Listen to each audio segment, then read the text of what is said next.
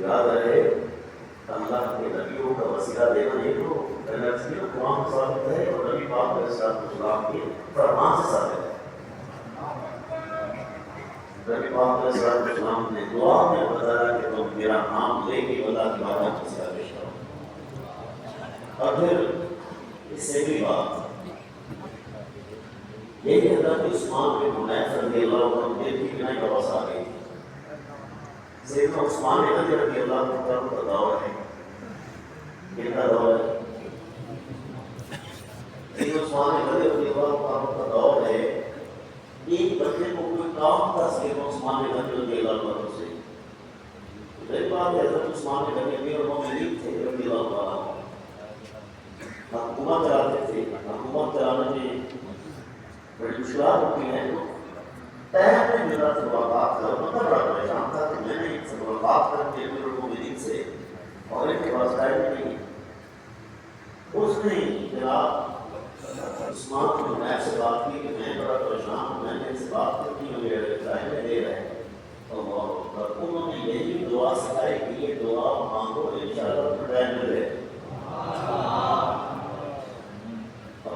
جناب اس طرح کہا گیا کہ وضو کیا مطلب پڑے یہ دعا مانگی تو شام کو پھر حضرت عثمان بن حنیف کے پاس آئے.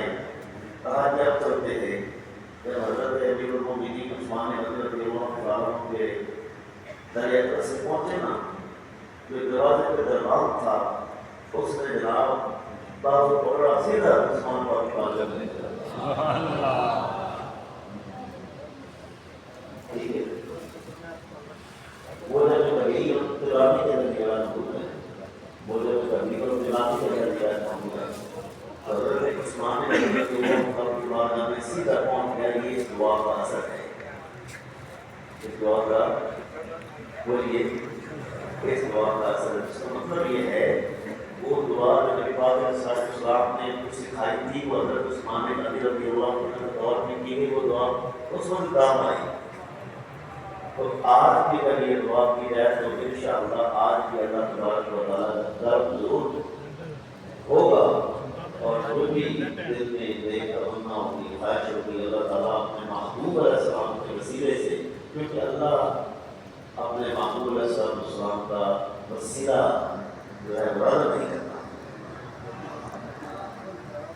بندہ اتنا سوچ رہے کہ ہمارے ابا جی آدم علیہ السلام کو توبہ قبول ہوئی تو ہمارے آقا علیہ السلام کے نام پاک کی برکت سے کیوں